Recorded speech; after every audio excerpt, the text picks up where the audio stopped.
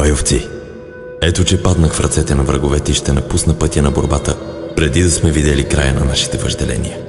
Но с моята кончина не свършва пътят, който трябва да извървите, така щото да не изгубят смисъл усилията ни.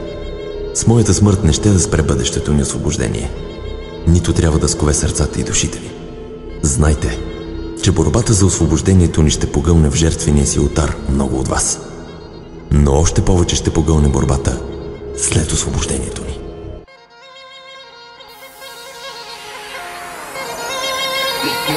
Здравей, България, спите ли добре нощем? Или от тези сте, които се питат колко още можем да изкара нашата родина мила? Не казвам държава, защото тая дума е гнила.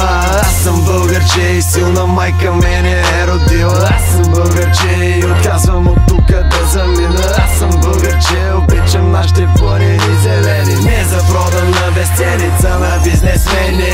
Съединението прави силата, така ли? Тогава защо сте разделени, бе, кавали? Син съм на земя прекрасна, син съм на юнашко племе. Колко ли време ще отнеме, докато почне да ви дреме?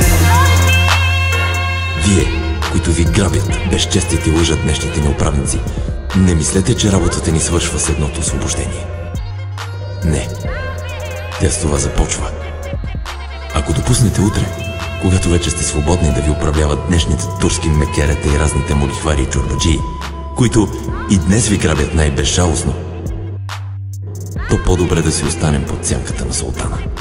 Роден с промените, в годините промяна не видях. Едни и същи лица от екрана вечно ви крадяха. От заплатите взигаха си палатите. В България депутатите взимат и от закатите. Докато няма промяна в главите ни, няма да има промяна и около нас. Нима от предците ни няма и помнен останал да станем, да дигнеме глас и да кажеме мойчета. Изтече ви времето, вечера слушали сме се на думи, от тука нататъка трябва дела.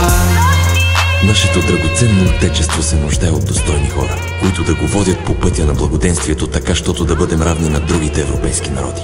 Не се подлъгвайте, че тези, които държат парите, държат и бъдещето. 25 години крадахте, не накрадахте са. 25 години ядахте, не наядахте са. Нация с над 1300 години история за 25 я превърнахте в пародия. Хора загинали, дали живота си за свободата безценна. Гледат отгоре и чурят и маят се, толкова ли сме древни? Ние хората не оценяваме това, което имаме. Приемаме го за дадено, всичко взимаме. Аз съм българче, свободно в край свободен аз живея. Всичко българско и родно любя, тача и милея. Ма не за тея управници, дерибеите. Свобода или смърт, знамето развейте.